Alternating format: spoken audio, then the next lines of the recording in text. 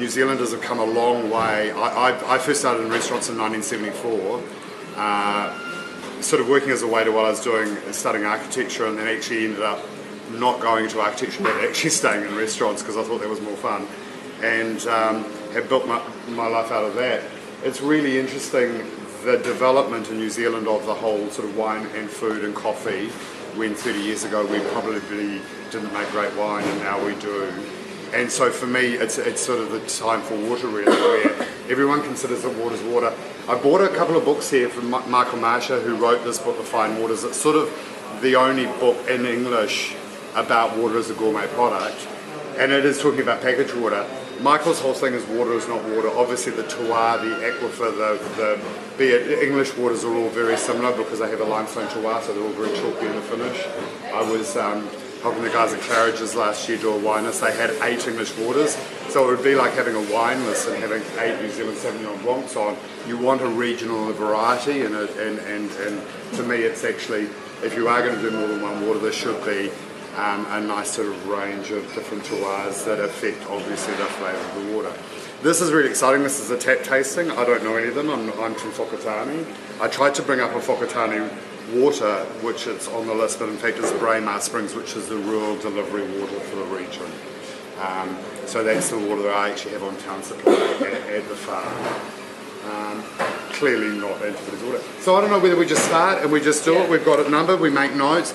It's about the flavour. For tasting water, it's similar to wine. It's sort of mouthfeel. It's, smell it, there's a nose. Often if there's a bit of chlorine, you might get a nose. With sort of untreated waters, which is what I normally taste, there's normally not a nose on it, but sometimes there is, interesting enough, depending on the sulfates or the type of the water. Obviously, I always look at the colour, and interesting enough, like the water's pretty much the same, but not such if you're taking it from a raw source that hasn't been filtered or treated. You then have, like anything, I mean, they say the tongue is one palate. There used to be the theory that it had different sort of areas for taste of sweet and sour, but they've since sort of negated that. So, I mean, the tongue, but I sort of find that you sort of get an acidity on the side or the underneath of the tongue, and there is definitely a flavour on the middle of the tongue. So if you focus on the sort of the front of the tongue, the middle of the tongue, the side of the tongue, and then, to me, a thing between you sort of, before you go on too quickly, a big part of it's the mouthfeel, like it's the aftertaste. So if you're tasting another water too quickly, you miss the aftertaste of that whole. This is a bit like wine. Wine really comes to life when you've had food and it's savoured in the mouth afterwards. And the same with water, really.